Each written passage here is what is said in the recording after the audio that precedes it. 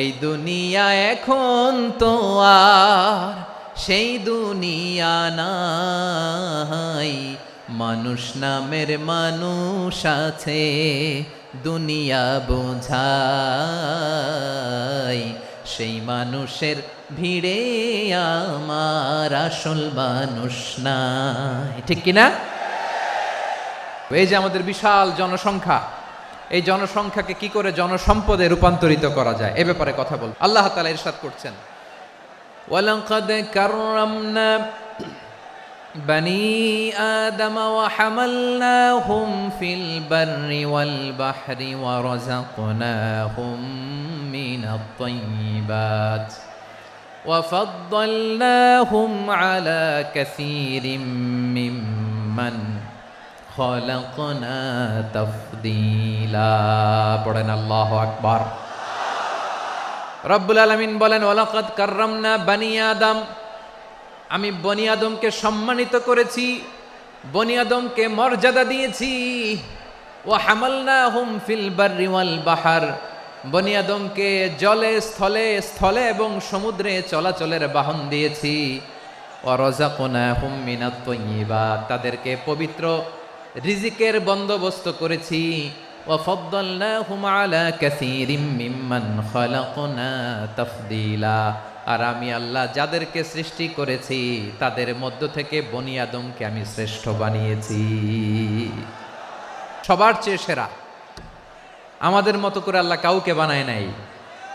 দুই পায়ে ভর করে শির দ্বারা এরকম স্ট্যান্ড রেখে মাথা উঁচু করে দাঁড়াতে পারে এরকম কোন প্রাণী পৃথিবীতে আছে? এজন্য আল্লাহ বলেন, ওয়ালাকাদ কাররামনা বনি আদম, আমি বনি আদমকে সম্মানিত করেছি, তাদেরকে আমি মর্যাদা দিয়েছি। তাদেরকে আমি যত মর্যাদা দিয়েছি আমার কোন সৃষ্টিকে এত মর্যাদা দেই নাই। পড়েন সুবহানাল্লাহ। I have dignified the status of the sons of Adam, আদমের সব সন্তানের মর্যাদা আমি বাড়িয়েছি। আল্লাহ এখানে বলেননি ওয়ালাকাদ কাররামনাল মুমিনিন, আমি মুমিনের মর্যাদা বাড়িয়েছি, বলেছেন? আল্লাহ এখানে বলেন নাই ওয়ালাকাদ কাররামনাল মুসলিমিন, আমি মুসলিমের মর্যাদা বাড়িয়েছি। আল্লাহ বলেছেন ওয়ালাকাদ কাররামনা বনি আদম, আমি বনি আদমের সম্মান বাড়িয়েছি, হোক সে মুমিন কিংবা কাফের, মুসলিম কিংবা মুশরিক, আস্তিক কিংবা নাস্তিক, আরব কিংবা অনারব, যেই হোক না কেন আদম সন্তান সবগুলার মর্যাদা বাড়ায় দিয়েছে কে? সবার মর্যাদা আল্লাহ বাড়িয়েছে। মানুষ হিসেবে মর্যাদা, বিশ্বনবী সাল্লাল্লাহু আলাইহি ওয়াসাল্লাম ইহুদির লাশ দেখে দাঁড়িয়ে গেলেন। কার লাশ? ইহুদির লাশ দেখে দাঁড়ায় গেলেন। সাহাবারা বললেন, ইয়া রাসূলুল্লাহ, আপনি দাঁড়ালেন যে, এটা তো ইহুদির লাশ। বিশ্বনবী বললেন, আওয়ালাইসাত নাফসান, এটা কি মানুষ নয়? এটা হোক ইহুদি হোক খ্রিস্টান, এটা তো মানুষ। আমি মানুষ দেখে দাঁড়িয়েছি। আই স্যালিউট দ্য হিউম্যানিটি, আমি মানবতাকে সম্মান করেছি। পড়েন সুবহানাল্লাহ। তাহলে এই জমিনে মানুষের মর্যাদা বেশি, হোক আস্তিক হোক নাস্তিক, হোক মুমিন কিংবা কাফের। আদমের সন্তান হলে, মানুষ হলেই তার মর্যাদা বাড়িয়েছে কে? আমার কলিজার টুকরা যশোরের ভাইয়েরা, মানুষের মর্যাদা আল্লাহ এত বাড়িয়েছেন, মানুষ জীবিত থাকলেও যেমনি মর্যাদাবান, মরে গেলেও মর্যাদাবান। সুবহানাল্লাহ পড়েন। মানুষ মরে গেলে এই ডেড বডিটা কি হয়? পচে যায়, গলে যায়, মাটির সাথে মিশে যায়। তাই বলে আপনি ডেড বডির সাথে যাচ্ছে তাই করতে পারবেন না। পারবেন? কেউ যদি অন্যায় করে তাকে যদি আপনি শাস্তির আওতায় আনেন, যা মনে চায় করতে পারবেন না। তারা আগুন দিয়ে পোড়াতে পারবেন না, নাক কাটতে পারবেন না, কান কাটতে পারবেন না, অঙ্গ বিকৃতি করতে পারবেন না। কারণ মানব জাতির মর্যাদা স্বয়ং দিয়েছে কে? ডেড বডি পচে যাবে, গলে যাবে। তারপরে ইসলাম বলে, না খবরদার, এই মরা লাশটারও একটা মর্যাদা আছে না নাই? ইসলাম বলে এই লাশটা গলে যাবে, পচে যাবে, কিন্তু এটার অমর্যাদা করো না। কর্পূর দিয়ে, খেজুর পাতা দিয়ে এটাকে ওয়ার্ম ওয়াটার দিয়ে, গরম পানি দিয়ে ধৌত করো। সাদা শুভ্র ধবধবে কাপড় দিয়ে লাশটাকে তুমি কাভার করো। তারপরে খাটিয়ার মধ্যে লাশটাকে রেখে বিশাল একটা প্রোগ্রাম করো, একটা ফিউনারাল প্রোগ্রাম করো। ওই প্রোগ্রামের ডানে বায়ে পেছনে লাশটারে রাখলে হবে না, প্রোগ্রামের একেবারে সামনটাতে তুমি লাশটাকে রাখো। সুবহানাল্লাহ। একটা ফিউনারাল প্রোগ্রাম করতে হবে, তাকে শেষ বিদায় জানাতে হবে, যেটাকে আমরা জানাজা বলি। কি বলি? জানাজা মানে মাইয়েতের জন্য দোয়া, তার জন্য দোয়া করা হয়। তাকে একটা সিস্টেমেটিক অর্ডারে কবরে রাখা হয়, সুন্দরভাবে সেটাকে কবরস্থ করা হয়, মাটি দেয়া হয়, পানি দেয়া হয়, তার মানে মরে গেলেও মানুষের সম্মান বাড়ায় দিয়েছে কে? এজন্য আল্লাহ বললেন ওয়ালাকাদ কাররামনা বানি আদম, বনি আদমের সম্মান মর্যাদা আমি আল্লাহ বাড়িয়ে দিয়েছি। মানুষের সম্মানে তুমি কখনো আঘাত করো না, ঠিক কিনা? তাহলে ভাই, প্রথম মেসেজ হচ্ছে the first and foremost message tonight to the people of জাসর। আল্লাহ বলেন I have dignified the status of son of Adam. আমি বনি আদম সবার মর্যাদা বাড়িয়ে দিয়েছি, হোক আস্তিক নাস্তিক, হোক কাফের কিংবা মুশরিক, তার মর্যাদা বাড়াই দিছে কে? যখন বন্যা হয় আমরা ত্রাণ নিয়ে যাই, আমরা শুধু মুসলমানদেরকে ত্রাণ দেই নাকি? হ্যাঁ, আমরা মুসলমানকেও দেই, অমুসলমানকেও দেই, হিন্দুকেও দেই, বৌদ্ধকেও দেই। যেখানেই মানবতা বিপন্ন সেখানে ইসলামের হেল্পিং হ্যান্ড আছে না নাই? সুবহানাল্লাহ, কি দিন আমরা পেয়েছি, কি বিধান আমরা পেয়েছি। ওয়ালাকাদ কাররামনা বানি আদম, আমি বনি আদমকে সম্মানিত করেছি। এরপর আল্লাহ বললেন ওয়া হামালনাহুম ফিল বাররি ওয়াল বাহর, জলে স্থলে আমি চলাচলের যানবাহনের ব্যবস্থা করেছি। আমরা স্থলে ঘোড়ার উপরে চড়ি, উটের উপরে চড়ি, গাড়ির উপরে চড়ি। এই যে গাড়ির ইঞ্জিন বানাইছি আমরা, এটার মেধা দিয়েছে কে? আবার সাগরের মধ্যে আমরা নৌযান, জলযান, বড় বড় জাহাজ দিয়ে এক মহাদেশ থেকে আরেক মহাদেশ যাই, এক দেশ থেকে মালামালগুলো আরেক দেশে পাঠাই। সাগরের ভেতরে নৌকাগুলোরে ধরে রাখলো কে? ওয়াল ফুলকিল্লাতি তাজরি ফিল বাহরি বিমা ইয়ানফাউন নাস। মানুষের উপকার আছে এরকম সরঞ্জামাদি নিয়ে সাগরের উপরে বিশাল বিশাল জলযানগুলো চলে, এগুলো ডুবে যায় না, কাত হয়ে যায় না, পড়ে যায় না। এগুলোকে স্থিতিস্থাপকতাকে ঠিক করে রাখলো কে? আপনারা জাহাজ দেখেছেন? জাহাজ দেখছেন? বিশাল বিশাল জাহাজ, বিশাল জাহাজ মালামাল নিয়ে এক মহাদেশ থেকে আরেক মহাদেশে যায়। গত মাসে আমার জাপান সফর ছিল। এই যে বাংলাদেশে যে গাড়িগুলো চালান, বেশিরভাগ গাড়ি আসে কিন্তু জাপান থেকে। হাজার হাজার গাড়ি একটা জাহাজ বহন করতে পারে, হাজার হাজার গাড়ি। এটারে সাগরের মধ্যে ভাসাইলো কে? হাজার হাজার গাড়ি নিয়ে জাপানিজ গাড়িগুলো আমাদের চট্টগ্রামের এয়ারপোর্টের বন্দরে ভিড়ে। যুক্তরাষ্ট্রে আমি দেখেছি বিশাল বিশাল জাহাজ। আপনারা টাইটানিক জাহাজের নাম শুনেছেন? টাইটানিক জাহাজের 8 গুণ 10 গুণ বড় একটা জাহাজ আছে, আইকন অফ দ্য সি, আমি দেখে এসেছি। রয়্যাল ক্যারিবিয়ান দেখে এসেছি। সাগরের সামনে জেটিতে যখন দাঁড়ালাম, জাহাজটা যখন যায়, আমার মনে হচ্ছে একটা শহর, গোটা শহর, the entire city is floating on the water. পুরো একটা শহর মনে হয় পানির উপর দিয়ে ভেসে যাচ্ছে। পড়েন সুবহানাল্লাহ। এই যে আইকন অফ দ্য সি, এই ক্রুজ, এই জাহাজটা, এটার ভিতরে স্টেডিয়াম আছে। কিসের ভিতরে স্টেডিয়াম? কথা বুঝে নাই বোধহয়। স্টেডিয়াম কিসের ভিতর? সুইমিং পুল আছে, শপিং মল আছে, রেস্টুরেন্ট আছে, ক্লাব আছে, 3000 4000 রুম বিশিষ্ট, কক্ষ বিশিষ্ট হোটেল আছে। এই সবগুলোর নিয়ে এগুলো চলে সাগরের দোলার মধ্যে, জলোচ্ছ্বাসের মধ্যে। এই সাগরের ভেতরে এই জাহাজগুলোর ভাষায় রাখছে কে?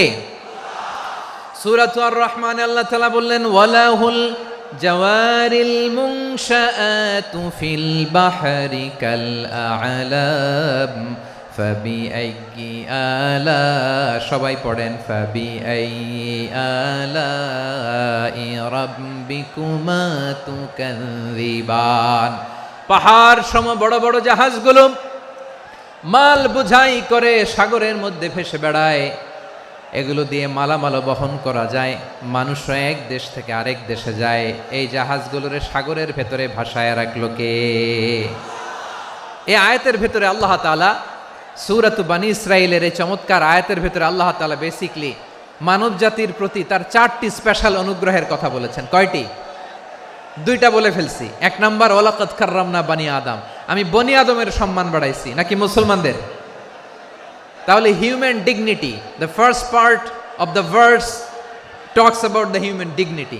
2 নাম্বার অংশে আল্লাহ তাআলা বললেন ওয়া হামালনাহুম ফিল বাররি ওয়াল বাহর, স্থলে এবং সমুদ্রে আমি তাদের জন্য চলাচলের বাহন দিয়েছি। সুবহানাল্লাহ। তার মানে smooth movement on land and sea, জলে এবং স্থলে যাতে আমরা স্মুথলি মুভ করতে পারি আল্লাহ তাআলা দিয়েছেন। তিন নম্বরে আল্লাহ তাআলা বললেন ওয়ারাযাকনাহুম মিনাত তাইয়্যিবাত, মানুষের জন্য আমি পবিত্র রিজিকের ব্যবস্থা করেছি। জলে এবং স্থলে যত প্রাণী আছে সবগুলা প্রাণীকে রিজিক দেয় কে? আমাদেরকে রিজিক দেয় কে? সাগরের মাছগুলোকে, বড় বড় তিমি মাছগুলোরে রিজিক দেয় কে? বাতাসের মধ্যে ভেসে বেড়ানো বড় বড় পাখিগুলো, স্ক্যান্ডিনেভিয়ান কান্ট্রি থেকে লক্ষ লক্ষ কোটি কোটি পাখিগুলো যে এক দেশ থেকে আরেক দেশে ট্রান্সফার হয়, এগুলোর রিজিক দেয় কে? রব্বুল আলামিন বলেন ওয়ামা মিন দাব্বাতিন ফিল আরদি ইল্লা আলাল্লাহি রিজকুহা ওয়া ইয়ালামু মুস্তাকাররাহা ওয়া মুস্তাওদাআহা কুল্লুম ফি কিতাবিম মুবিন। আল্লাহু আকবার। রব্বুল আলামিন বলেন ভূপৃষ্ঠে বিচরণশীল যত প্রাণী আছে সব প্রাণীগুলোকে আমি আল্লাহ আমার নিজের কুদরতে রিজিকের বন্দোবস্ত করি। এই প্রাণীগুলো কোথায় থাকে, কোথায় যায়, সব জায়গায় আমি রিজিক পৌঁছে দেই। রিজিক কেউ দিতে পারে না, রিজিকের মালিক কে? রিজিকের মালিক তিনি আল্লাহ। এজন্য আল্লাহ তাআলা বললেন ওয়ারাযাকনাহুম মিনাত তাইয়্যিবাত। এরপরে আল্লাহ বললেন ওয়া ফাদ্দালনাহুম আলা কাসীরিম মিম্মান খালাকনা তাফদীলা। আমি যত প্রাণী সৃষ্টি করেছি সকল প্রাণীর মধ্যে মানুষের মর্যাদা শ্রেষ্ঠত্ব আমি দিয়েছি। সুবহানাল্লাহ পড়েন। তাহলে এক নম্বরে আল্লাহ বললেন আমি বনি আদমের মর্যাদা বাড়ালাম। এরপরে বললেন স্থলে এবং সমুদ্রে চলাচলের জন্য যানবাহন দিলাম। তিন নম্বরে আল্লাহ বললেন পবিত্র রিজিকের ব্যবস্থা করে দিলাম। এরপরে আল্লাহ বললেন যত প্রাণী আছে, সৃষ্টি আছে, সবগুলার উপরে আমি মানুষকে শ্রেষ্ঠত্ব দিলাম। সুবহানাল্লাহ। তাহলে সবচেয়ে বেশি শ্রেষ্ঠত্ব মানুষের। কার? মানুষের। শুধু তাই নয় প্রিয় ভাইরা, আকাশ এবং জমিনে যা কিছু আছে সবকিছু মানুষের জন্য, মানুষের কল্যাণে, মানুষের প্রয়োজনে, মানুষের বশীভূত করে সৃষ্টি করেছেন কে? রব্বুল আলামিন বলেন হুয়াল্লাযী খালাকা লাকুম মা ফিল আরদি জামিআ। এই জমিনের মধ্যে যা কিছু আমি আল্লাহ সৃষ্টি করেছি সব কিছু আমি মানুষের জন্য সৃষ্টি করেছি। পড়েন সুবহানাল্লাহ। হুয়াল্লাযী খালাকা লাকুম মা ফিল আরদি জামিআ। যা আছে সব আমাদের জন্য, সব আমাদেরকে সার্ভিস দেওয়ার জন্য, আমাদের উপকারের জন্য, আমাদের কল্যাণের জন্য। আওয়াজ করে সবাই পড়ুন আল্লাহু আকবার। অন্য আয়াতে আল্লাহ বললেন ওয়াসাখখারা লাকুম মা ফিস সামাওয়াতি ওয়া মা ফিল আরদি জামিআম মিন ইন্না ফি যালিকা লাআয়াতিন লিকাউমি ইয়াতাফাক্কারুন। প্রথমে আয়াতে আল্লাহ বললেন জমিনে যা আছে সব তোমাদের কল্যাণে আমি সৃষ্টি করলাম। এরপরে আল্লাহ বললেন আকাশেও যা আছে সব তোমাদের জন্য সৃষ্টি করলাম, তোমাদের অনুগত বানায় দিলাম। পড়েন সুবহানাল্লাহ। মানুষের কি ব্রেইন দেখেন, মানুষ জমিন ছেড়ে আকাশে চলে যায়। পাখি দেখে মানুষের শখ হলো পাখি যেহেতু উঠতে পারে আমরাও পারবো।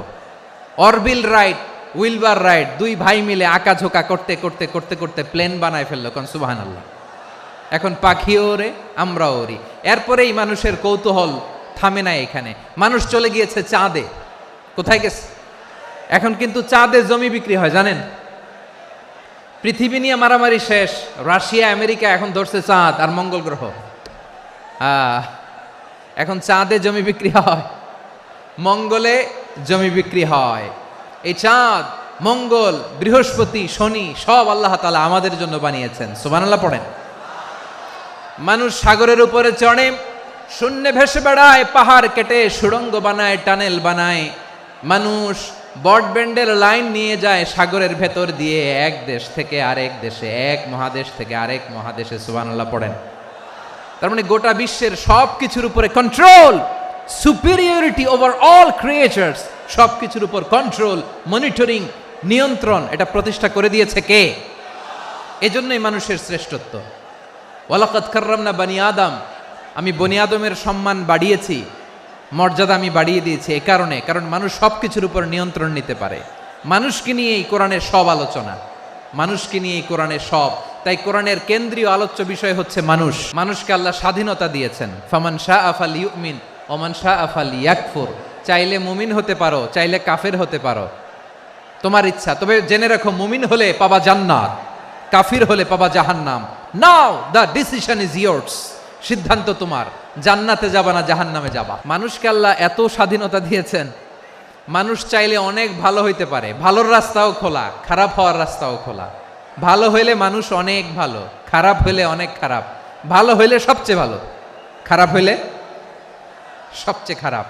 এজন্য সিদ্ধান্ত আপনাকেই নিতে হবে। আল্লাহ তাআলা বলছেন, লাকাদ খালাকনাল ইনসানা ফি আহসানি তাকওয়িম সুম্মা রাদাদনাহু আসফালা সাফিলিন। আমি মানুষকে অনেক সুন্দর অবয়বে, সুন্দর আকৃতিতে সৃষ্টি করেছি। তার শুধু চেহারার ডিজাইনটাই সুন্দর নয়, তার ব্রেনটা বড্ড সুন্দর, তার মানসিকতা বড্ড সুন্দর, তার সৃজনশীলতা বড্ড সুন্দর। পড়েন সুবহানাল্লাহ। আমাদের ব্রেনটা অনেক সফিস্টিকেটেড ব্রেন, অনেক সফিস্টিকেটেড। এই 1.5 কেজি ব্রেন ইউজ করে মানুষ গোটা বিশ্বে সভ্যতা বিনির্মাণ করেছে, ঠিক কিনা? এই ব্রেন আল্লাহ তাআলা আমাকে দিয়েছে। এটারে কাজে লাগালে, আপনার 6 সেন্স কাজে লাগালে আপনি অনন্য মানুষ হয়ে উঠবেন, মহামানবে রূপান্তরিত হবেন। মানুষ হতে পারে, চাইলেই মহামানব হতে পারে। আবার যদি মানুষ চায় খারাপও হতে পারে। আল্লাহ বললেন শুধু ভালোই না, ভালো হতে চাইলে অনেক ভালো তুমি হতে পারো, আবার খারাপ হতে চাইলে অনেক খারাপ তুমি হতে পারো। সুম্মা রাদাদনাহু আসফালা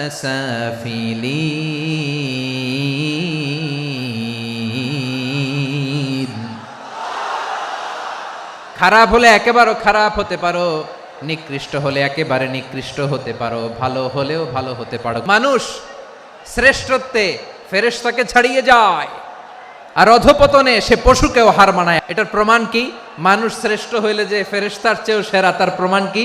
আল্লাহ তাআলা বলছেন, ওয়া ইয কুলনা লিল মালাইকাতি ইসজুদু লি আদম ফাসাজাদু ইল্লা ইবলিস আবা ওয়াস্তাকবারা ওয়া কানা মিনাল কাফিরিন। আল্লাহ বলেন, স্মরণ করো সে সময়ের কথা যখন আমি ফেরেশতাদেরকে বললাম, ও ফেরেশতারা আদমকে সেজদা দাও। সব ফেরেশতারা সম্মান সূচক সেজদা আদমকে দিল। তারা আদমের জন্য সেজদায় লুটিয়ে পড়লো, একজন ছাড়া, তার নাম ইবলিস। আওয়াজ করে বলেন, তার নাম কি? সে অহংকার প্রদর্শন করলো, সে কাফের হয়ে গেল। বাকি সব ফেরেশতারা সেজদা দিল। সুবহানাল্লাহ।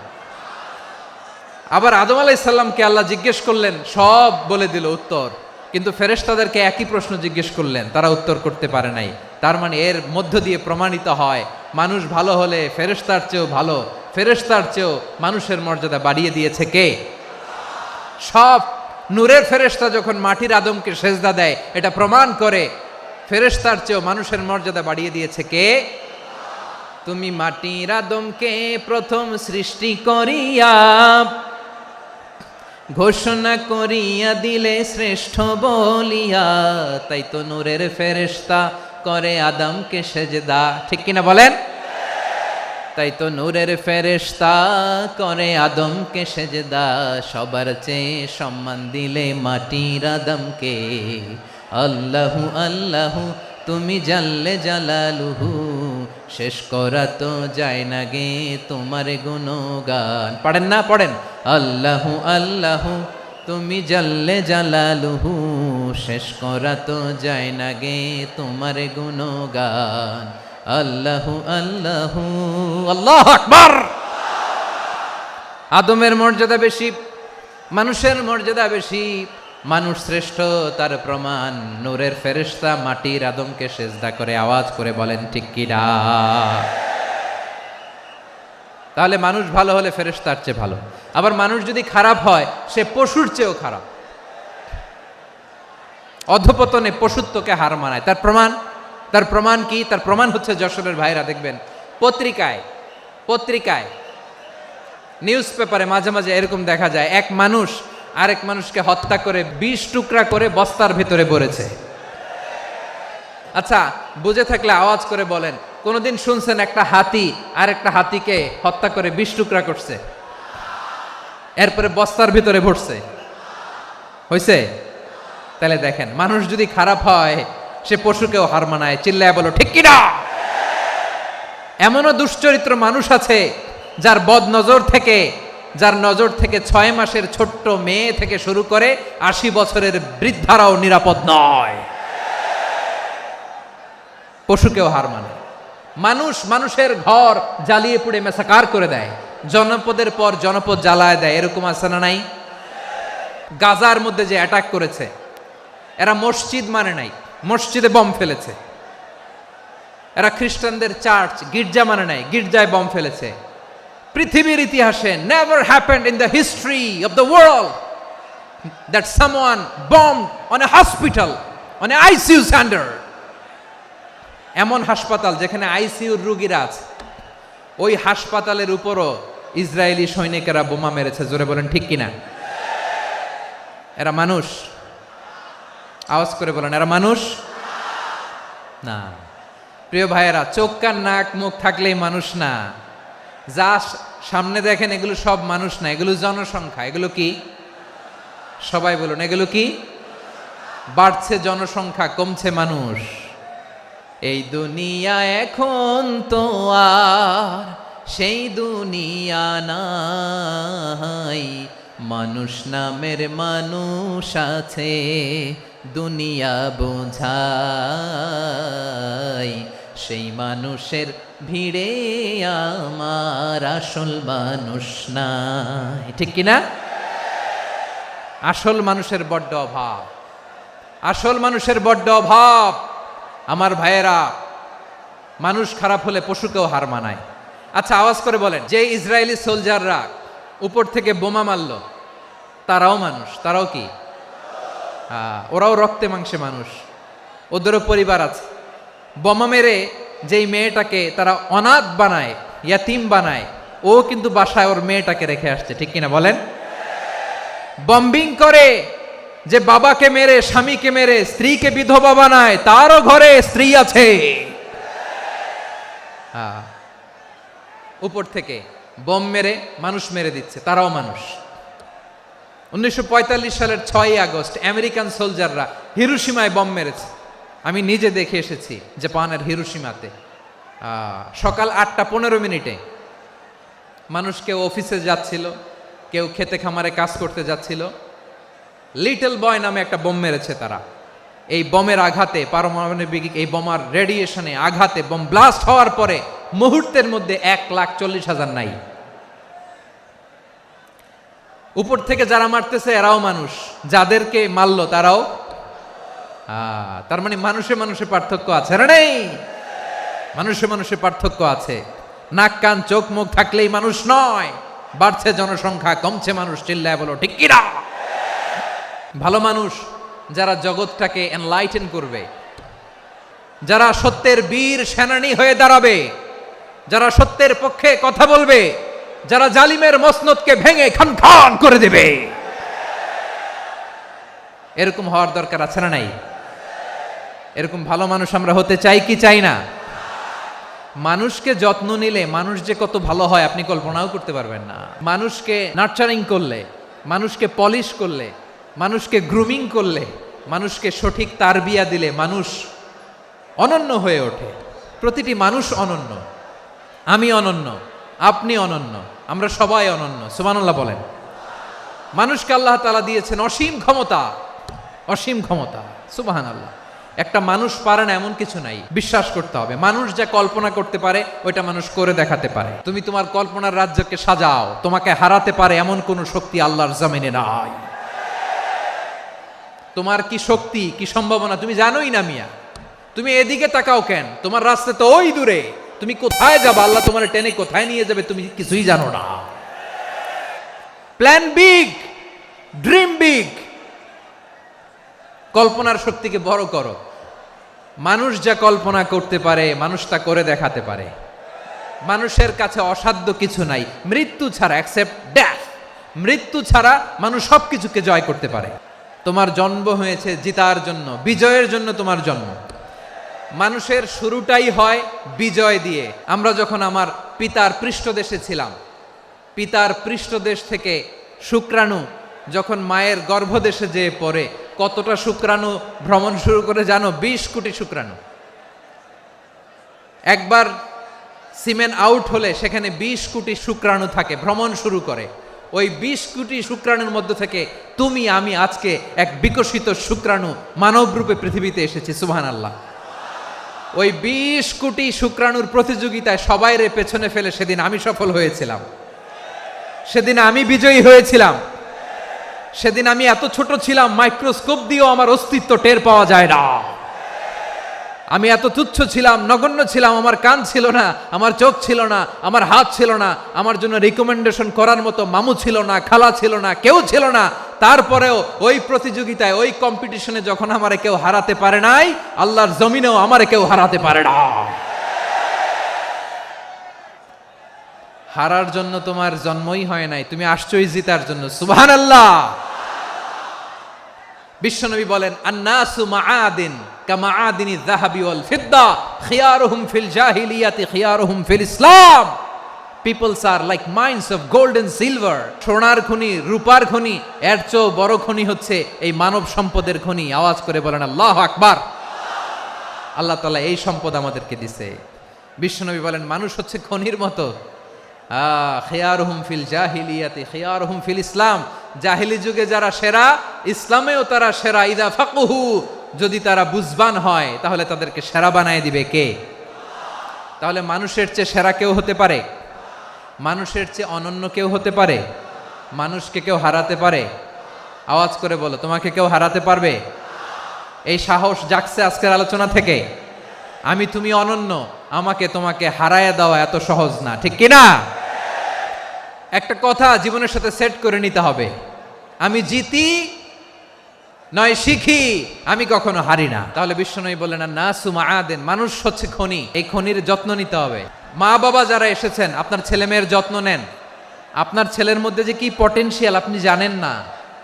আপনার এই ছোট্ট অবুজ ছেলেটাই আগামী দিনের শায়েখ আহমদুল্লাহ হবে। আপনার হেফজখানায় পড়া ওই ছোট্ট ছেলেটাই আগামী দিনের আল্লামা মামুনুল হক হবে। আপনার ওই ছেলেটা আমির হামজা হবে, আব্দুল হাই সাইফুল্লাহ হবে। এভাবে বড় বড় আলেম হবে, তারা যুগশ্রেষ্ঠ আলেম হবে। সেই একদিন এই বাংলাদেশের পার্লামেন্টে যে বক্তব্য দিয়ে যশোরের পক্ষে কথা বলবে। আপনি জানেন না, কাউকে ছোট করবেন না আপনি, ওর কনফিডেন্স আপনি কমাবেন না, আপনি কমাতে পারেন না। প্যান্ডেলে আমার যে মা বোনেরা আছেন, ছেলে মেয়েদেরকে কখনো ছোট করে কথা বলবেন না। ও যে কোথায় যাবে আপনি জানেন না, আপনি মা হয়ে তাকে সাহস দিবেন, তার কল্পনার জগৎটাকে সাজাতে তাকে উৎসাহিত করবেন, ঠিক কিনা বলেন?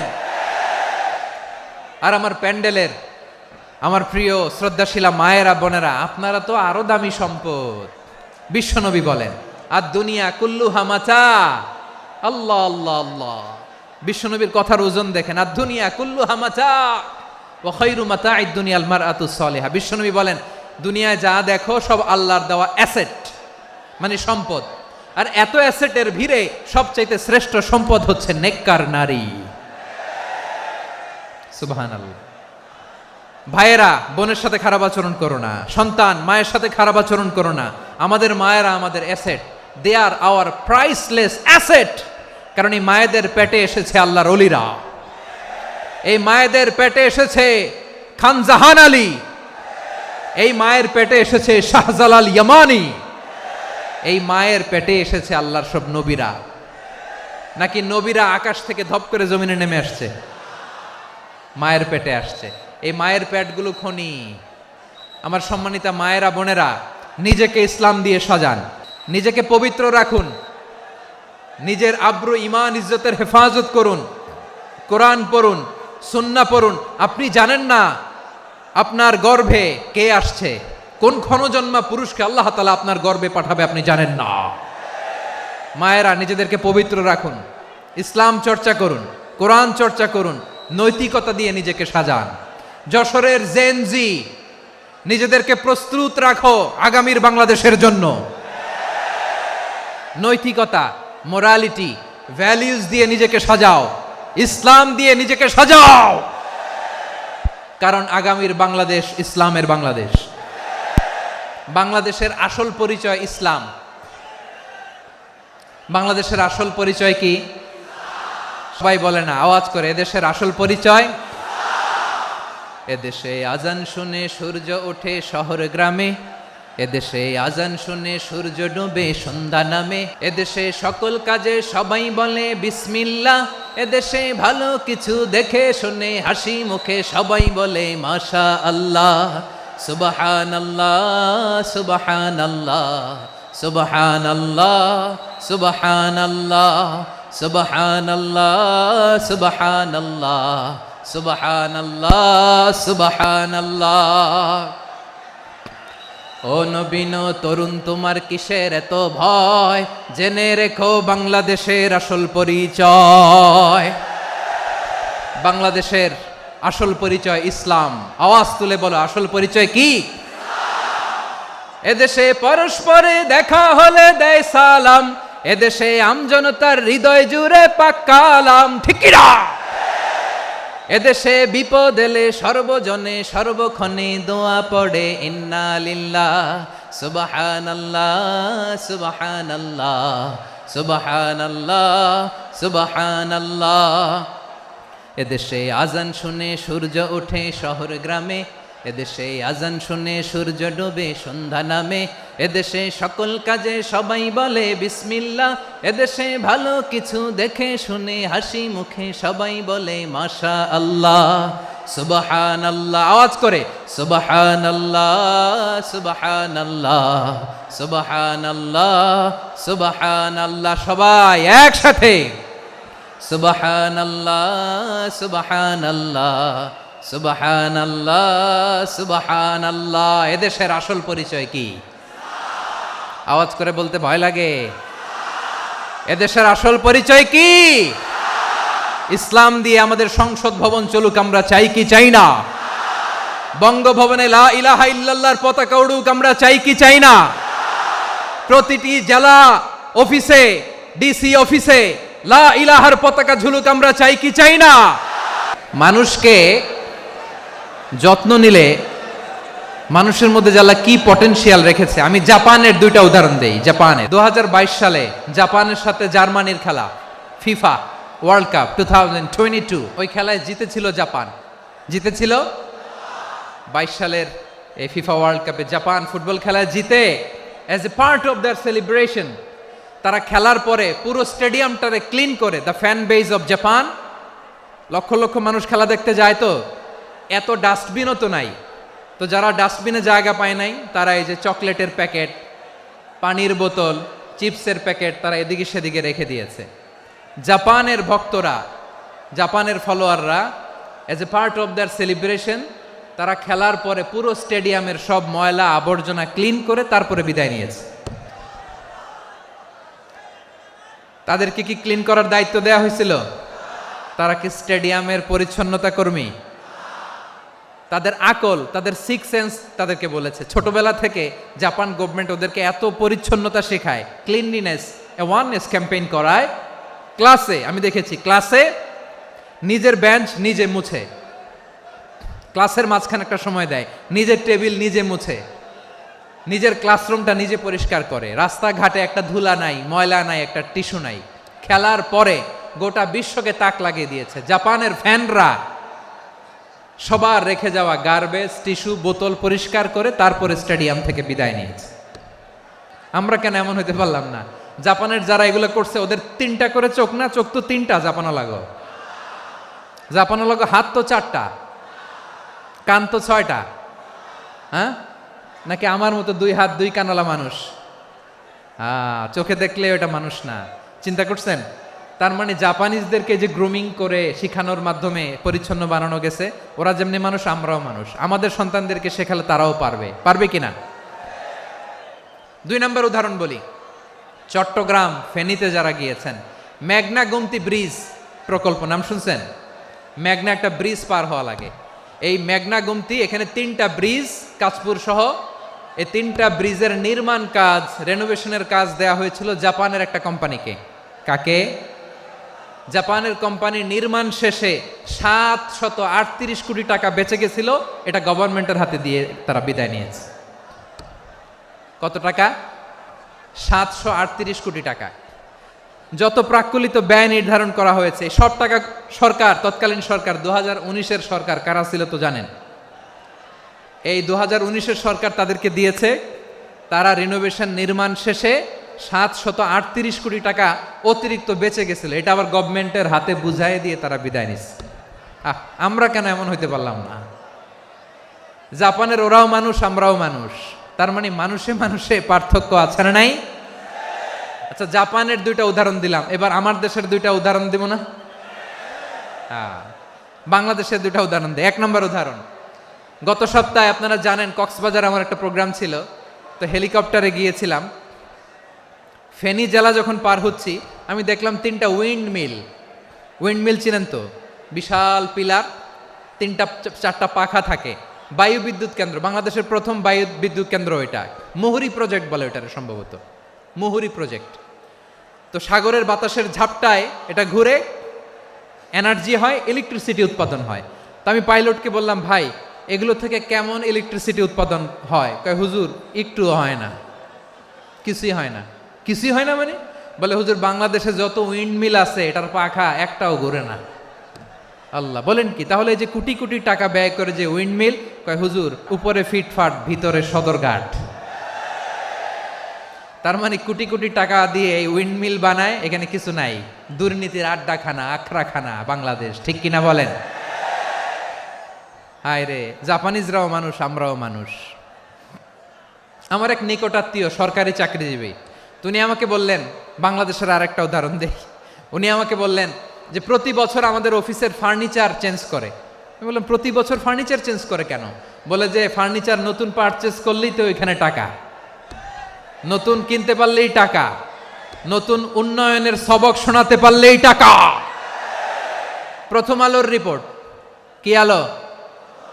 প্রথম আলোর রিপোর্ট, গত 15 বছরে উন্নয়নের নামে লুটপাট হয়েছে প্রায় 3.25 লাখ কোটি টাকা। কার রিপোর্ট? আমাদের বানানো কথা। প্রথম আলোর রিপোর্ট। গত 15 বছরে কারা ছিল জানেন তো? হ্যাঁ, শুধু ওনাদেরকেই দোষ দিয়ে লাভ নাই। স্বাধীনতার পর থেকে শুধু শাসকের হাত বদল হয়েছে, আমরা কিছু পাই নাই, ঠিক কিনা বলেন? আমরা এরকম চাই না। তাহলে জাপানের মানুষও মানুষ, আমরাও মানুষ। সিদ্ধান্ত আপনার, কোন মানুষ হবেন, ভালো মানুষ না খারাপ মানুষ? আজকের আলোচনার বিষয় হচ্ছে মানব সম্পদের উন্নয়ন, human resource development. It's a process to increase the capacity of knowledge, skill, capacity of the people of a country. একটা দেশের মানুষের জ্ঞান, তাদের দক্ষতা কি করে বাড়ানো যায়, বাড়িয়ে দেশের উন্নয়ন করানো যায়, এটাই হচ্ছে মানব সম্পদ উন্নয়নের মূল কথা। তাহলে মানব সম্পদ হচ্ছে একটা দেশের সবচাইতে শক্তিশালী পুঁজি। প্রাকৃতিক সম্পদ, খনিজ সম্পদের চেয়েও দামি হচ্ছে মানব সম্পদ। আল্লাহ তাআলা দয়া করে আমাদেরকে এই মানব সম্পদ দিয়েছেন। আসুন আমাদের এই মানুষগুলোকে আমরা সোনার মানুষ বানাই। রাজি আছেন তো সবাই? রাজি আছেন? মানুষ পারে না এমন কোনো কিছু নাই, চাইলে সব পারে। এজন্য মানুষকে তারবিয়া দিতে হবে, যথাযথভাবে তাদেরকে গড়তে হবে। আসুন আমরা সিরাতের আয়নায় বিশ্বনবীর জীবনী থেকে দেখি তিনি কিভাবে হিউম্যান রিসোর্সকে ম্যানেজ করতেন। বিশ্বনবী, he was a very good talent hunter, চৌকস ট্যালেন্ট হান্টার ছিল। কার মধ্যে কি ট্যালেন্ট আছে দেখলেই বুঝে ফেলতেন। সুবহানাল্লাহ পড়বেন না? কি নবী আমরা পেয়েছি! He was a very good talent hunter. আমার নবী, তিনি চৌকস ট্যালেন্ট হান্টার ছিলেন। কার মধ্যে কি প্রতিভা বের করতেন, ওই প্রতিভাকে ইসলামের কল্যাণে কাজে লাগাতেন। যাকে যেই জায়গায় সেট করলে ভালো হবে তাকে ওই জায়গায় সেট করতেন। কয়েকজন সাহাবীর জীবনী শোনাই। আবু মাহজুরা রাদিয়াল্লাহু তাআলা আনহু, মক্কার মুয়াজ্জিন, আগে ছিল মুশরিক, পরে হয়েছে মুমিন। উনি কিভাবে মুমিন হইলেন এই ঘটনাটা একটু আপনাদের শোনাতে চাই। আবু মাহজুরা রাদিয়াল্লাহু তাআলা আনহু কিভাবে মুসলিম হলেন, আওয়াজ করে শুনেন। হুনাইনের যুদ্ধ, 8ম হিজরি, বিষ্ণু ইসলাম হুনাইনের যুদ্ধ শেষে ফিরতেছেন। পথিমধ্যে বেলাল রাদিয়াল্লাহু তাআলা আনহু আজান দিচ্ছেন। কি দিচ্ছেন? তো পাশে ছিল মুশরিকদের একটা পল্লী, কিছু মুশরিক তরুণ, কিছু অমুসলিম কিশোর, তারা আজানকে ব্যঙ্গ করতেছে, আমাদের বাংলায় মুখ ভেঙ্গানো বলে আর কি।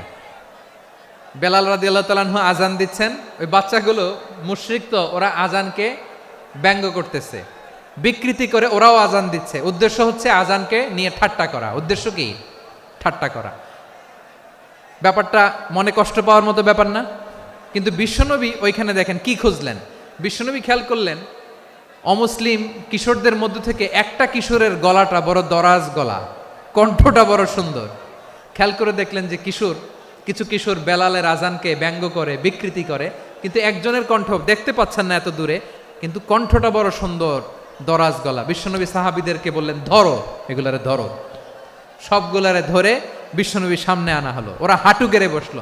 বিশ্বনবী বললেন, তোমাদের মধ্যে কে যেন ব্যঙ্গ করে আজান দিচ্ছিল, তার গলাটা বড় উঁচু, গলার বেসটা বড় মজবুত, মেলোডিয়াস, সুমধুর কণ্ঠ, কে? আবু মাহজুরা বলে, আমার বন্ধুরা সবাই আমার দিকে আঙ্গুল দেখায়, আমি পড়ে গেছি বিপদে। রাসূল সাল্লাল্লাহু আলাইহি ওয়াসাল্লাম বাকি অমুসলিম তরুণদেরকে ছেড়ে দিলেন, বললেন তোমরা যাও। এবার আবু মাহজুরারে পাইছে।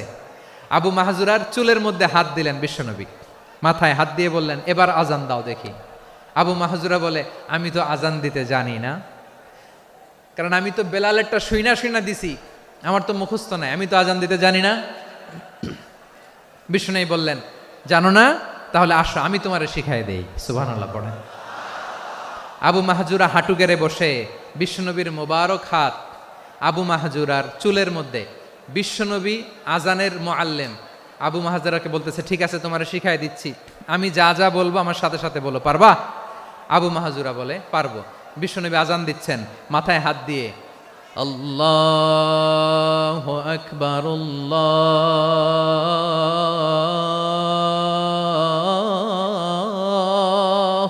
আকবার। আবু মাহজুরা এই বাক্যটা পড়লেন। বিশ্বনবী দ্বিতীয় বাক্য পড়তে আরম্ভ করলেন, আল্লাহু আকবার,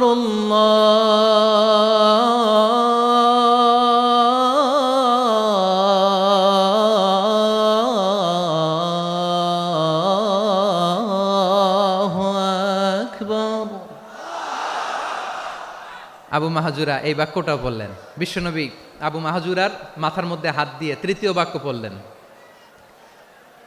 আশহাদু আল্লা ইলাহা ইল্লাল্লাহ।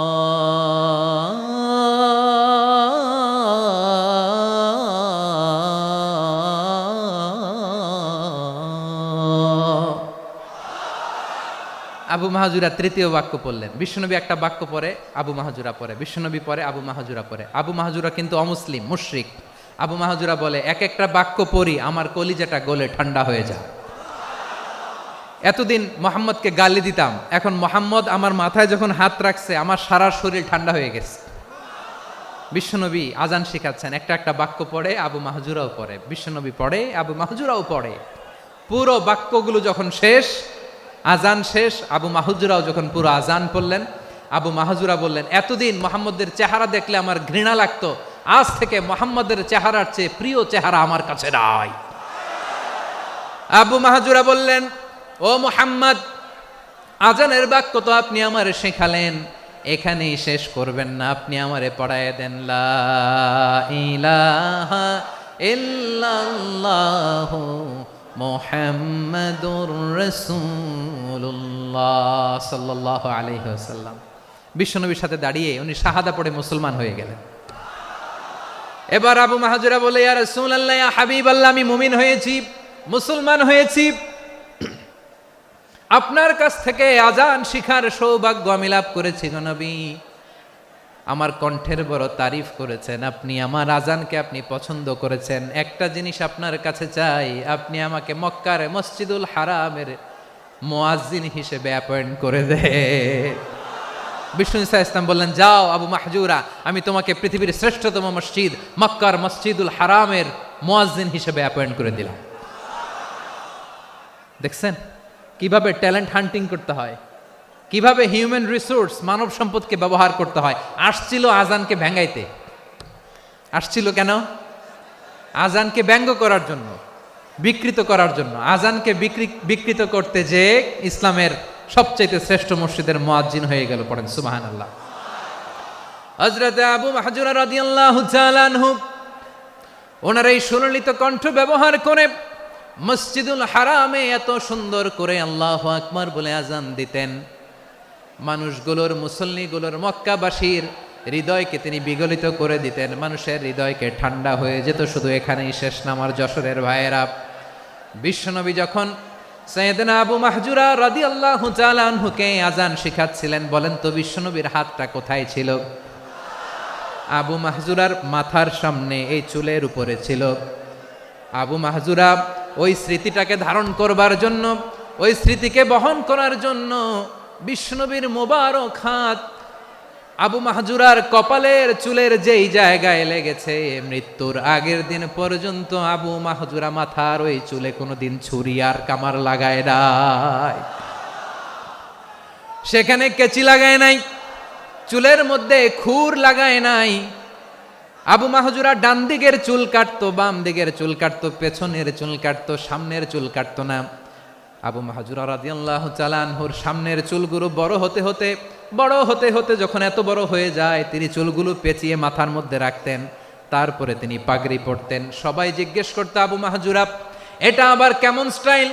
দেখতে তোমারে কি বিদঘুটে লাগে, কেমন অড লাগে, কেমন খারাপ দেখা যায়। মক্কায় এমন কোনো মানুষ তো দেখি নাই ডানে চুল কাটে, বায়ে চুল কাটে, পেছনে চুল কাটে, সামনে কাটে না। ওরে আবু মাহজুরা কেমন দেখা যায় তোমারে, তুমি সামনের চুল কাটো না কেন? আবু মাহজুরা বলে, আমি হাঁটু গেড়ে পেয়ারা নবীর সামনে বসেছিলাম, আমার এই মাথার চুলের মধ্যে মুবারক হাত লাগিয়ে বিশ্বনবী নিজে আমাকে আজানের প্রতিটা বাক্য শিক্ষা দিয়েছেন। বিশ্বনবীর মোবারক হাত, পবিত্র হাত আমার মাথার চুলের যেই জায়গায় লেগেছে, আমি চাই ওই চুলগুলা নিয়ে আমি আমার কবরের ভিতরে যাব। সাইয়েদনা আবু মাহজুরা রাদিয়াল্লাহু তাআলা আনহু ইন্তেকালের আগের পর্যন্ত মাথার সামনের চুলগুলা কাটে নাই। মাথার সামনের চুল তিনি কাটেন নাই। সুবহানাল্লাহি বিহামদি। কেমন ভালোবাসতেন বিশ্বনবী সাহাবীদেরকে, সাহাবারা কেমন ভালোবাসতেন বিশ্বনবীকে। সামনের চুলগুলো বড় হতে হতে এত বড় ছিল, পেঁচিয়ে রেখে পাগড়ি পরতেন, কাটতেন না। নবীর হাত লেগেছিল। সুবহানাল্লাহ পড়েন। তাহলে what is the lesson? Moral of the story কি? মোরাল অফ দ্য স্টোরি হচ্ছে, আসছিল আজানকে ব্যঙ্গ করার জন্য, বিকৃত করার জন্য, হয়ে গেল মসজিদুল হারামের মুয়াজ্জিন। দেখেন বিশ্বনবী একটা খারাপ সিচুয়েশনের মধ্যে থেকে কি ভালো জিনিস বের করে আনলেন। আমি যে শুরুতে বলেছি কিভাবে তিনি হিউম্যান রিসোর্সকে ডেভেলপ করেছেন, ম্যানেজ করেছেন। তিনি যে চৌকস ট্যালেন্ট হান্টার ছিল, দেখেন সবার মধ্যে থেকে এর বাছাই করে মুয়াজ্জিন বানাই দিয়েছেন। সুবহানাল্লাহ পড়েন। তার মানে এই না সবাইরে ধরে ধরে উনি মুয়াজ্জিন বানাইছেন। যার যেই ট্যালেন্ট আছে তাকে ওই কাজে অ্যাসাইন করেছেন। যার যেই প্রতিভা আছে তার প্রতিভাকে ইসলামের কাজে লাগিয়েছেন। সুবহানাল্লাহ পড়েন। যায়েদ বিন সাবেত রাদিয়াল্লাহু তাআলা আনহু নাম শুনেছেন? বিশ্বনবী দেখলেন মদিনার এই আনসারী সাহাবী হাইলি ট্যালেন্টেড, ইন্টেলেকচুয়াল, মেরিটোরিয়াস, জ্ঞানের প্রতি তার আকর্ষণ, মারাত্মক আকর্ষণ। বিশ্বনবী তাকে দায়িত্ব দিলেন, কোরআন যা নাজিল হয় তুমি লিখো, কাতিবুল ওয়াহি বানায় দিলেন। সুবহানাল্লাহ। যায়েদ বিন সাবেতরে আবার আজান শিখান নাই, কারণ তার মধ্যে বিশ্বনবী প্রতিভা দেখেছেন, একাডেমিক প্রতিভা। বিশ্বনবীর একাডেমিক প্রজেক্টগুলো তিনি হ্যান্ডেল করতেন। যায়েদ বিন সাবেত ছিল বিশ্বনবীর ব্যক্তিগত সচিব। কি ছিল? ব্যক্তিগত সচিব। বোঝেন নাই? বিশ্বনবীর ব্যক্তিগত সচিব এবং দোভাষী। ইহুদিরা কিছু লিখে দিলে এটার অর্থ বিশ্বনবীরে বুঝায় দিতেন, আবার ইহুদিদের কাছে কিছু লিখতে হলে তিনি লিখে দিতেন। বিশ্বনবী একদিন বললেন, ইন্নী ওয়াল্লাহি মা আমানু ইয়াহুদা আলা কিতাব। ইহুদিরা যে চিঠি পাঠায় অর্থ তো বুঝি না, আরেক ইহুদি আইনে অর্থ করা লাগে। আবার ইহুদিদের কাছে কিছু লিখে পাঠাইতে চাইলে আমরা তো লিখতে পারি না, ইহুদিরে দিয়ে লেখা লাগে। ওরা যে পয়রা শোনায় লিখে দেয়, আমি ওদের বিশ্বাস করি না। আমার নিজের একজন লোক দরকার। বিশ্বনবী এই যায়েদ বিন সাবেতকে চুজ করলেন ল্যাঙ্গুয়েজের জন্য। উনি বললেন, যায়েদ তোমার সফট স্কিলকে ডেভেলপ করতে হবে, তুমি হিব্রু ল্যাঙ্গুয়েজ শিখে ফেলো। যায়েদ বিন সাবেত বলল, বিশ্বনবীর মোটিভেশন আর ইন্সপিরেশন পেয়ে আমি 15 দিনে ইহুদিদের এই হিব্রু ল্যাঙ্গুয়েজ শিখে ফেললাম। শুধু শিখে ফেললাম না, হাত্তা হাদিকতু, even I became master in the language. এই ভাষা আমি পারদর্শী হয়ে গেলাম। এরপরে ইহুদিরা চিঠি লিখে পাঠালে আর কোনো ইহুদি ডাকা লাগতো না, আমি নবীর এটার অর্থ শুনে পরে বুঝাই দিতাম। আবার ইহুদিদের কাছে চিঠি লেখা লাগলে আমি যায়েদ বিন সাবেত চিঠি লিখে দিতাম।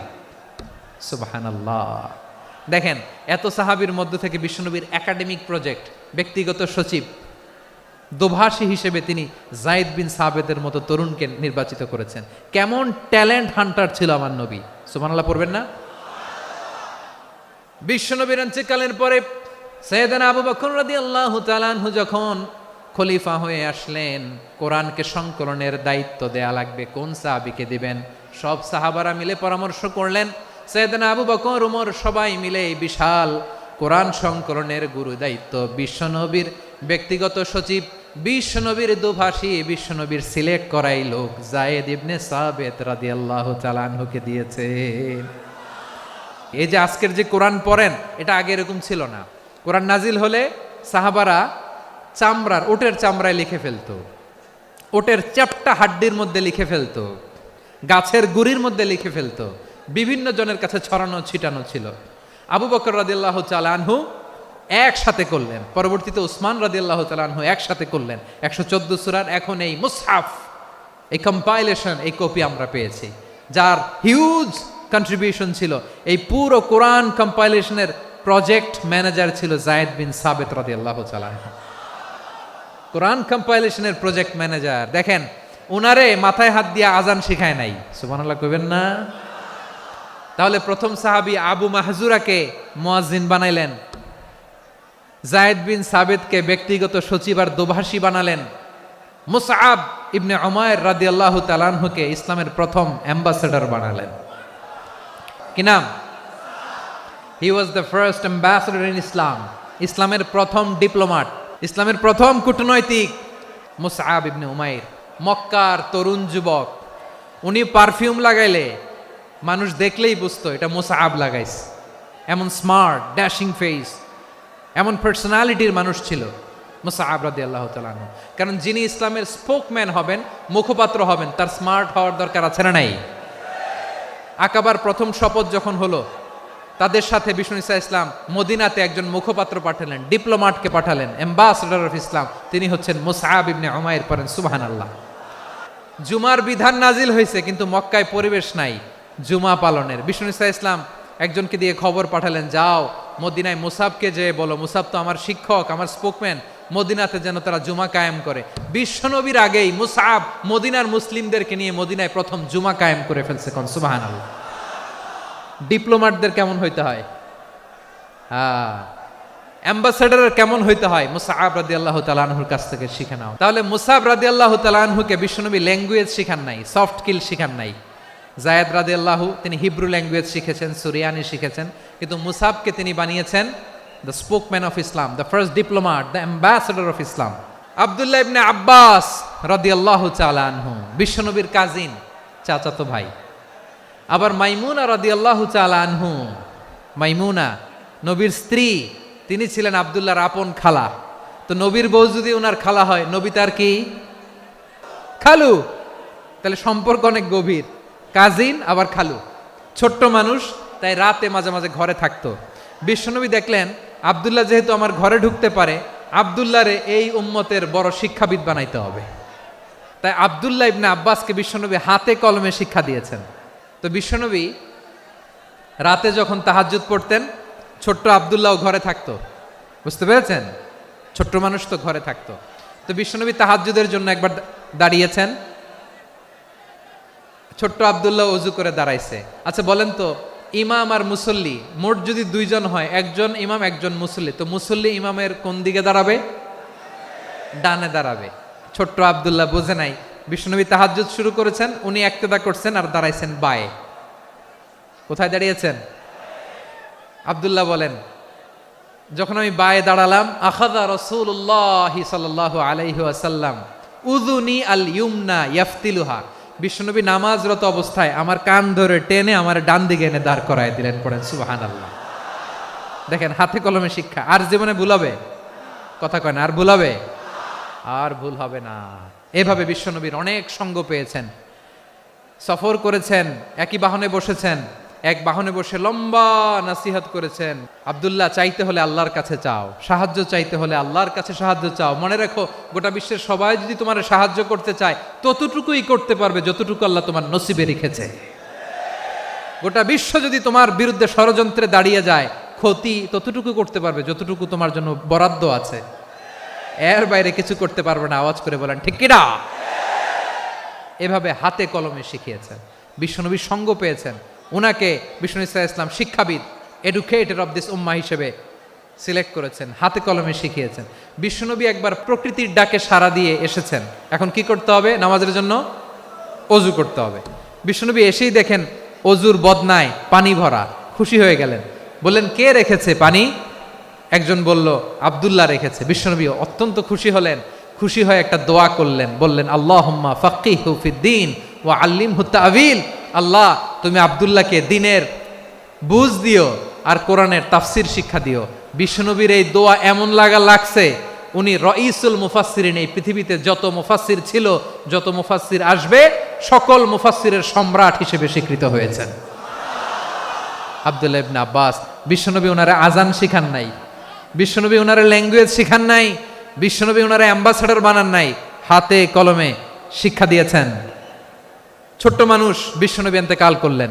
আবু বকরের সময় গেল, ওমরে ফারুকের খেলাফত, তখনও তিনি তরুণ।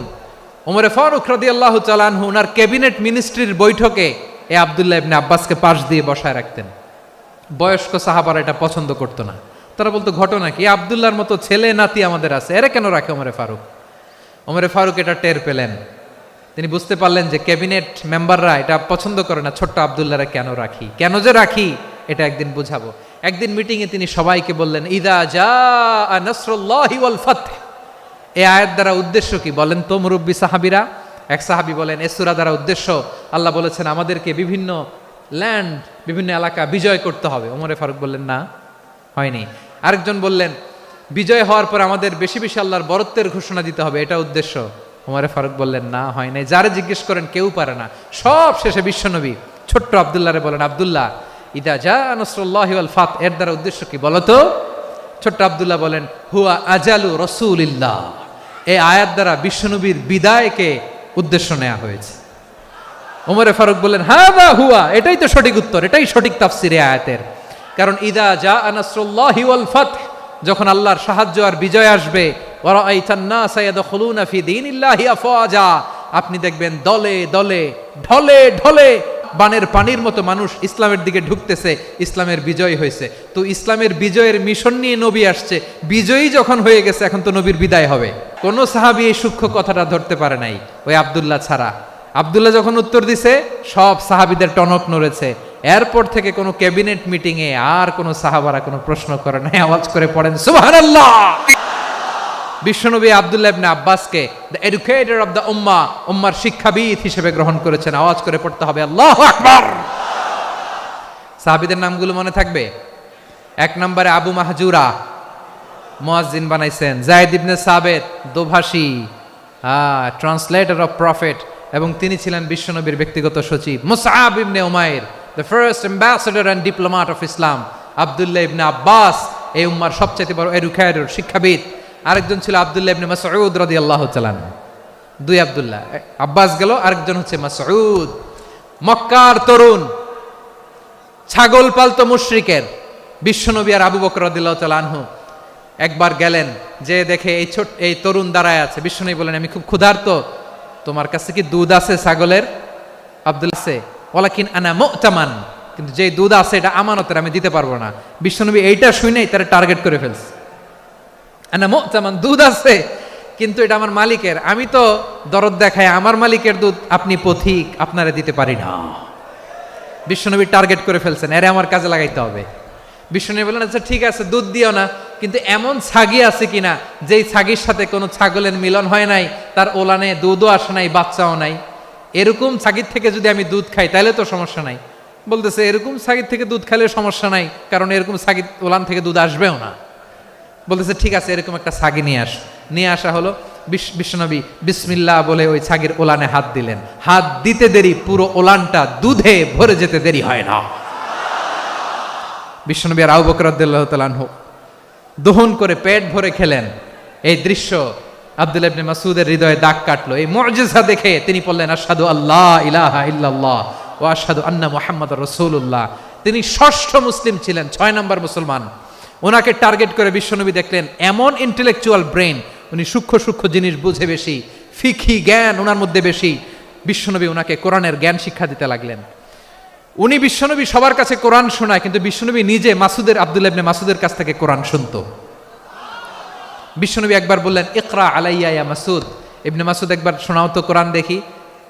আব্দুল্লাহ ইবনে মাসউদ বলে, আকরাউ আলাইকা ওয়া আলাইকা উনজিল। নবী, আপনার উপর কোরআন নাজিল হয় আর আমি আপনার সামনে কোরআন পড়ব। বিশ্বনবী বললেন, ইন্নী উহিব্বু আন আসমাআহু মিন গায়রি। আমি নিজে পড়তে যেমনি ভালোবাসি, অন্যে পড়ুক আমি শুনবো, এটাও আমি ভালোবাসি।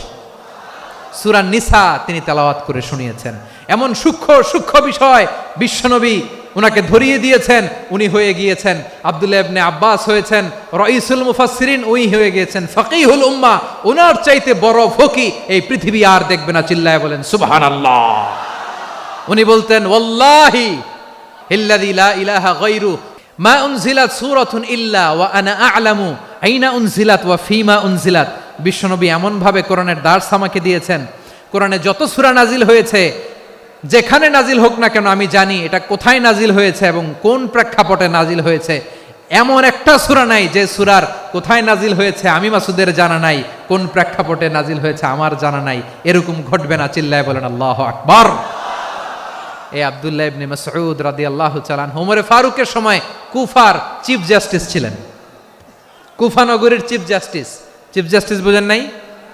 বিচারপতি। কি ছিলেন? সবাই বলে নাই, কি ছিলেন? বিচারপতি ছিলেন।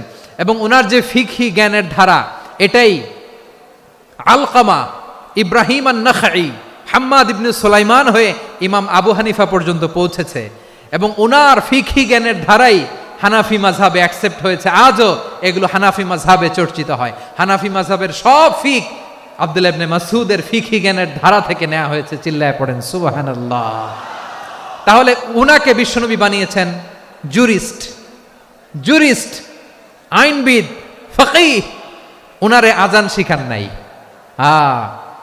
হিউম্যান রিসোর্স ডেভেলপমেন্ট কিভাবে করবেন, মানব সম্পদের উন্নয়ন কিভাবে করতে হয়, কিভাবে যার যেখানে প্রতিভা কাজে লাগাতে হয় উনি দেখিয়েছেন। সুবহানাল্লাহ পড়বেন না?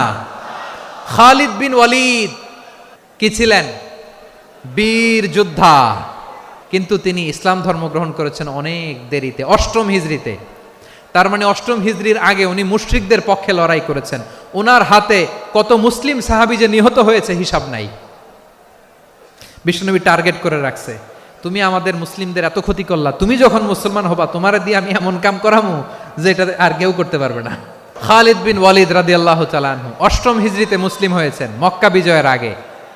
তো মক্কা বিজয়ের আগে যখন মুসলিম হয়েছেন, এর আগে কি করছেন? কাফিরদের সাথে যুদ্ধ করেছেন। উনি উহুদের যুদ্ধে মুসলমানদের যে পরাজয় ভাব, কঠিন পরিস্থিতির মুখোমুখি উনার কারণে পেছন থেকে এমন আতর্কিত আক্রমণ করেছেন, মুসলমানদেরকে কচুকাটা করেছেন। 8ম হিজরিতে আল্লাহ তাআলা হেদায়েতের নূর দিয়ে ওনার হৃদয়টাকে উজালা করে দিলেন। লা ইলাহা এটা এমন বাণী যার হৃদয়ে একবার টাচ খাবে, এইটা থেকে সে আর পালিয়ে বেড়াতে পারে। ঝিনুকের ভেতর লুকিয়ে থাকে যেমন মতি, ঝিনুকের ভেতর লুকিয়ে থাকে যেমন মতি, কলমা শাহাদাতে আছে আল্লাহর জ্যোতি, কলমা শাহাদাতে আছে আল্লাহর জ্যোতি। ঠিক কিনা বলেন? মক্কা বিজয়ের আগে মুসলিম হলেন, হওয়ার পরেই বিশ্বনবীর টার্গেট ফুলফিল হলো। ওই যে টার্গেট করে রেখেছেন আর দোয়া করেছেন, খালিদ বিন ওয়ালিদ যদি মুসলিম হয় তাকে আমি মিলিটারি চিফ বানাবো। ওনাকে আজান শিখান নাই, ওনারে কান ধইরা নামাজের এই মাথা থেকে ওই মাথা আনান নাই, ফিকহি কোরআনের সূক্ষ্ম তাফসীর ওনারে শিখান নাই, অ্যাম্বাসেডর বানান নাই। বিষ্ণু ইসলাম উনাকে সামরিক অভিযানে প্রেরণ করেছেন। সামরিক অভিযানে তিনি প্রেরণ করেছেন। উনার জীবদ্দশায় উনার নেতৃত্বে যতগুলো যুদ্ধ হয়েছে, একটা যুদ্ধেও তিনি পরাজয় বরণ করেন নাই। ওমরে ফারুকের সময়কালে তিনি চিফ অফ মুসলিম মিলিটারি, মানে মুসলিম সেনাপতি হয়েছেন। তাহলে কিভাবে হিউম্যান রিসোর্স ব্যবহার করতে হয় গোটা বিশ্ব আমার নবীর কাছ থেকে শিখে নাও।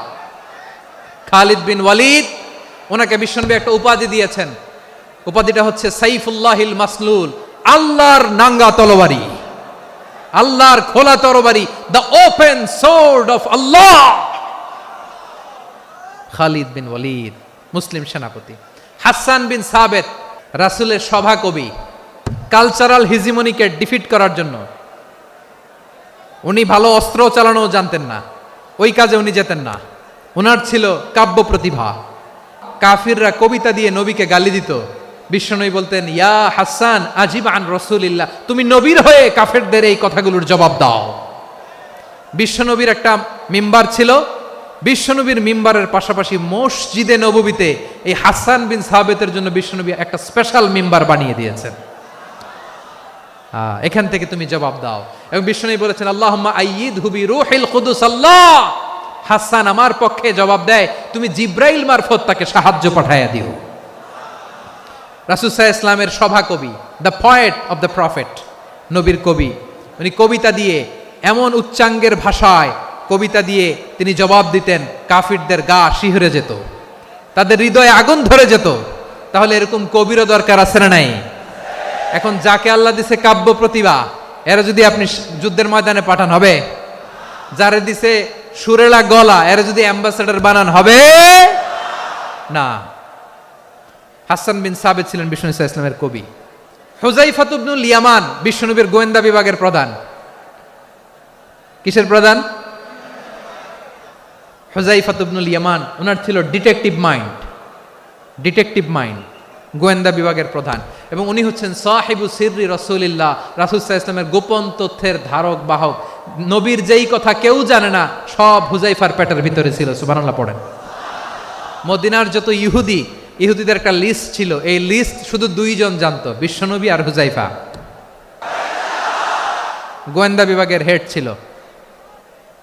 খন্দকের যুদ্ধে প্রচন্ড আজকের মতো শৈত্য প্রবাহ, মাটি খনন করতে করতে সাহাবীদের পেটে ক্ষুধা নাই, দাঁড়াইতে পারে না নামাজের জন্য, এত ক্লান্ত, ক্ষুধা, ক্লান্ত, শ্রান্ত। বিশ্বনবী বললেন, কে আছো? এই কঠিন শীত, এই ভয় আর ক্ষুধার মধ্যেও খন্দকের পরীক্ষার টপকে শত্রুর শিবিরে যে আমাকে তথ্য দিবা, কে আছো? কারো গায়ে শক্তিই নাই যে দাঁড়াবে, কেউ দাঁড়ায় না। বিশ্বনবী তখন নিজে হুযায়ফাকে ডাক দিলেন, হুযায়ফা, যে আমাকে আজকে শত্রু শিবিরের তথ্য এনে দিবে, সে জান্নাতে আমার মোরাফাকা, আমার সঙ্গী হবে। হুযায়ফা রাদিয়াল্লাহু ইবনুল ইয়ামান জীবনের ঝুঁকি নিয়ে এই ক্ষুধা, শৈত্য প্রবাহ, কোল্ড ওয়েভসকে উপেক্ষা করে পরীক্ষা টপকে শত্রু শিবিরে যে সবার কথাগুলো চুপে চুপে শুনে বিশ্বনবীর দরবারে এসে গোয়েন্দাদের মতো তথ্য সরবরাহ করেছে। বিশ্বনবীর গোয়েন্দা বিভাগের প্রধান হুযায়ফা ইবনুল ইয়ামান ইন্টেলিজেন্স বিভাগ চালাতেন। মুনাফিকদের নাম ওনার কাছে ছিল। মুআয ইবনে জাবাল মদিনা রাষ্ট্রের সবচেয়ে সিনিয়র আমলা ছিলেন। আমলাতন্ত্র চিনেন তো? প্রশাসনিক কাজ যারা চালায়, অ্যাডমিনিস্ট্রেশন বুঝেন না?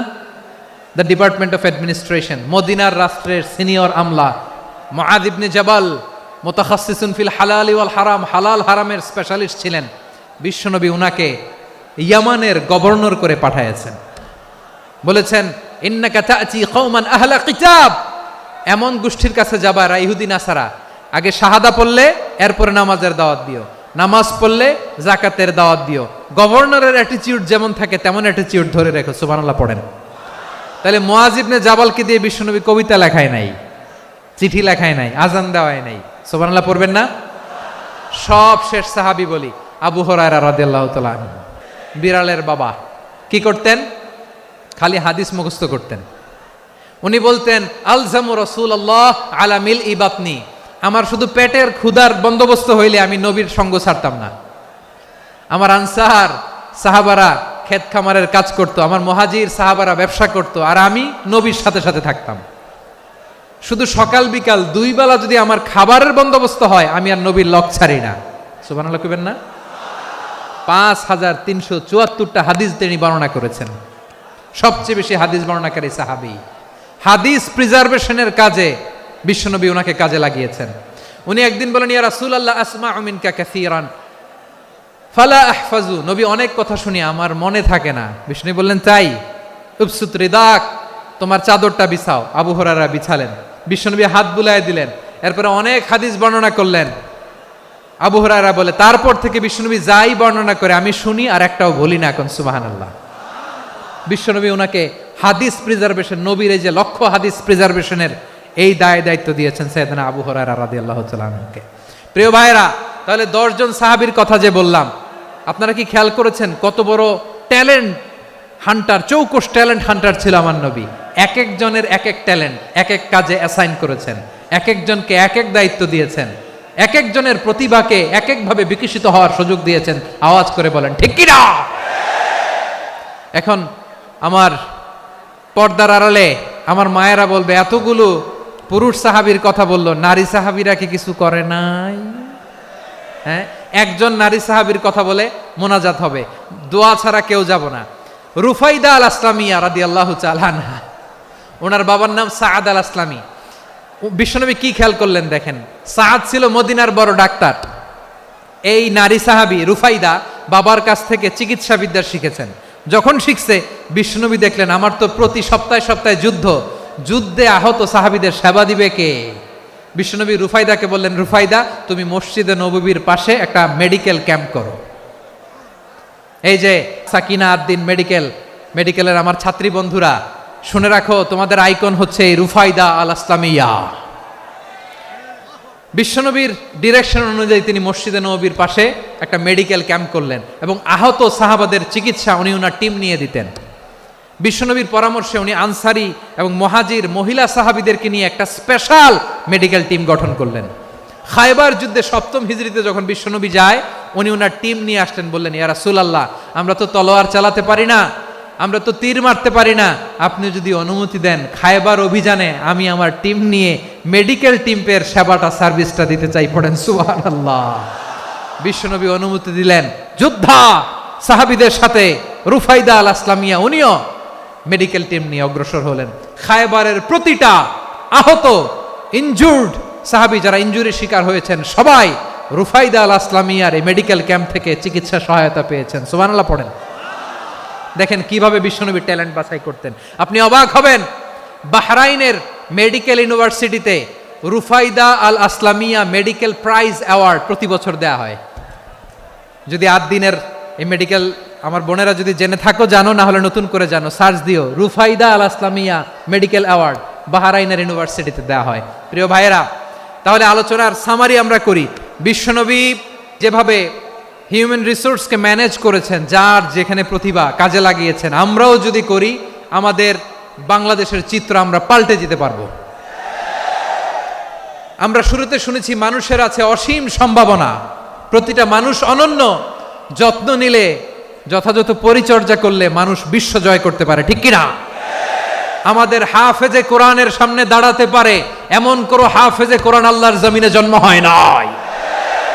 গোটা বিশ্ব কাঁপিয়ে তারা সেরা, আমাদের ক্রিকেটাররা সেরা, আমাদের তৈরি পোশাক শিল্প সেরা, এরকম অনেক অনেক সেরা জিনিস আছে, আমরা এগুলোরে নার্চারিং করতে পারি নাই, পরিচর্যা করতে পারি নাই, সঠিক তারবিয়াতের অভাব।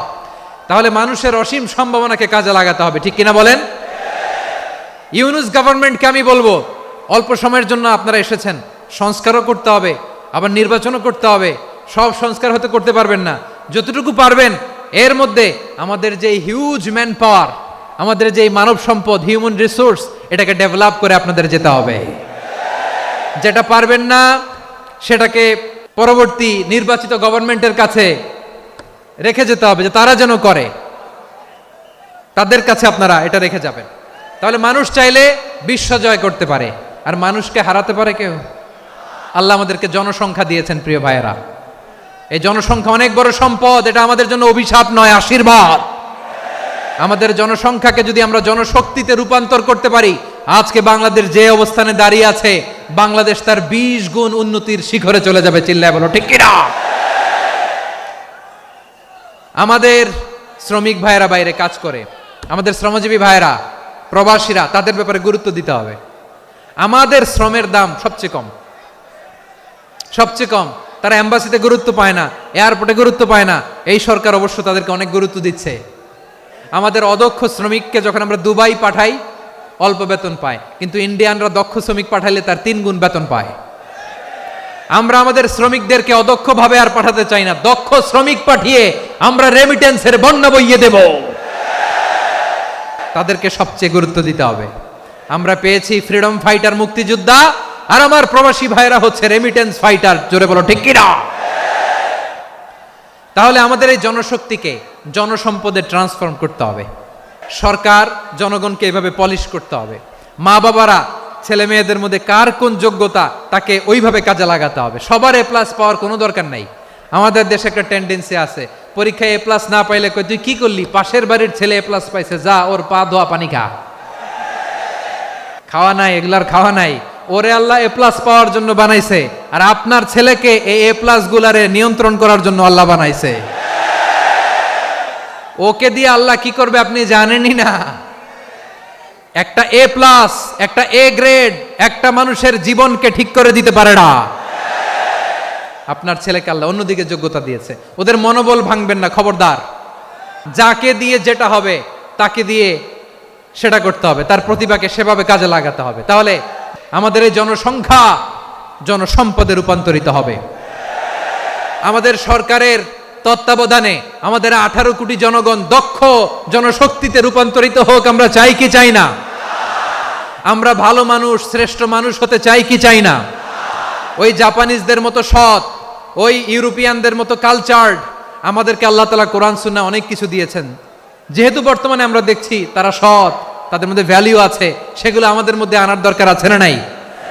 আর ইসলাম দিয়ে আমাদের জীবনকে সাজাতে হবে, ইসলাম দিয়ে আমার পরিবারকে সাজাতে হবে। ইসলাম থেকে, কোরআন থেকে প্রেসক্রিপশন না নিলে জীবন সুন্দর হবে না। কোরআন থেকে প্রেসক্রিপশন না নিলে সমাজ সুন্দর হবে না। কোরআনের প্রেসক্রিপশন না মানলে রাষ্ট্র সুন্দর হবে না। কোরআনের প্রেসক্রিপশন অ্যাপ্লাই না করলে শুধু দুর্নীতি দমন কমিশন দিয়ে দুর্নীতি বন্ধ করা যাবে না। এজন্য কোরআনের আইন আমরা চাই কি চাই না? প্রিয় ভাইয়েরা, হিউম্যান রিসোর্স ডেভেলপমেন্ট, মানব সম্পদের উন্নয়ন, আমাদের সরকার যেন এদিকে নজর দেয়। আমরা যেন এই ব্যাপারে যত্নবান হয়ে উঠি। যাকে আল্লাহ যে যোগ্যতা দিয়েছে, এই যোগ্যতা দিয়ে আমরা যেন ইসলামের জন্য, দেশের জন্য কাজ করি। আমরা যেন আমাদের স্কিল ডেভেলপ করি, আমাদের পটেনশিয়ালকে ডেভেলপ করি। মোরালিটি, ভ্যালিউজ নিয়ে শায়েখ আহমদুল্লাহ আলোচনা করেছেন, এগুলো দিয়ে যেন আমরা আমাদেরকে সাজাই। আল্লাহ তাআলা আমাদের দেশকে তুমি নিরাপদ করো, আমরা পড়ি আমিন। আল্লাহ আমার 18 কোটি জনগণকে তুমি জনশক্তিতে রূপান্তরিত করো, আমিন।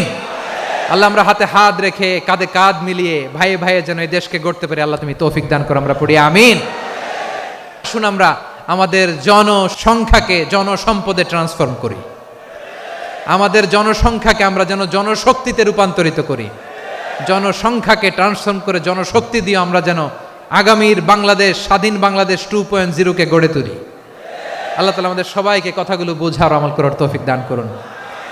হাযা মা ইনদি ওয়াল ইলমু ইনদাল্লাহ আলাইহি তাওয়াক্কালতু ওয়া ইলাইহি উনীব। সুবহানাকাল্লাহুম্মা বিহামদিকা আশহাদু আল্লা ইলাহা ইল্লা আনতা আস্তাগফিরুকা ওয়া আতুবু ইলাইক।